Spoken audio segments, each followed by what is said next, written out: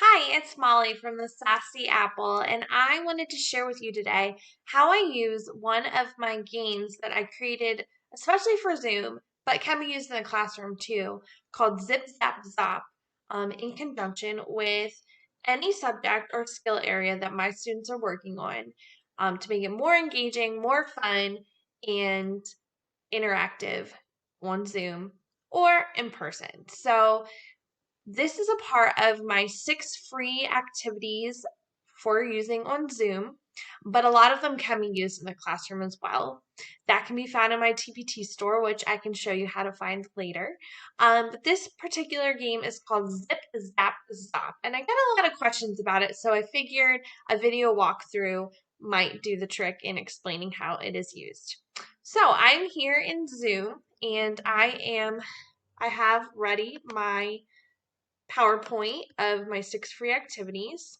So in preparation for my students coming in, I am going to flip over to the zipzapzop page, and then I'm going to go back to Zoom. And when I'm ready to share, I'll click screen share, and I'm going to go to the advanced options. This is going to allow me to share just a portion of my screen.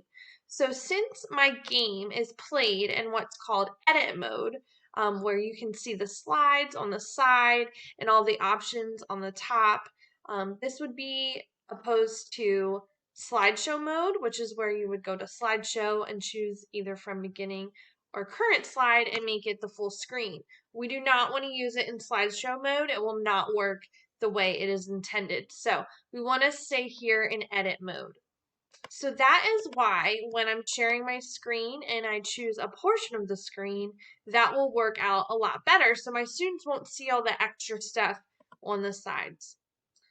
So I've selected that by double clicking, and as you can see here, I have a green outline around the zipzapzop game board. You might need to adjust it a little bit. Mine showed up pretty perfectly there. So now, even though I can see everything around it, my students can only see on their screen what is in the green box there. So this is great to pair with any subject area, any skill. You could use it for comprehension after reading a story together. You could use it to practice spelling, vocabulary, math word problems, in conjunction with science or social studies questions. So it's really flexible with how you use it. Or guess what? You could just use it for fun.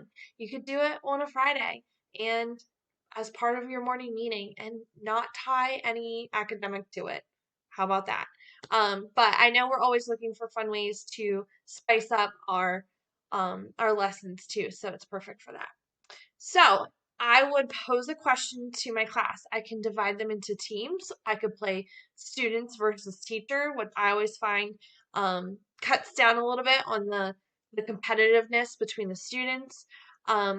So I could split them into teams, pose a question, choose someone to represent the team, and if they answer correctly, they get to choose one of these circles to move.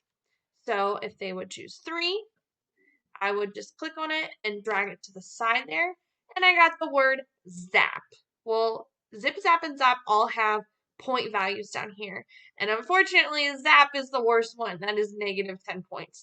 It's up to you whether you would have your students go into the negative or you're just going to leave them at 0. I usually just leave them at 0. So then the next team would go, ask another question, choose a spokesperson, and then they would choose their number, pull it to the side. They got a zap, which is the best, plus 10.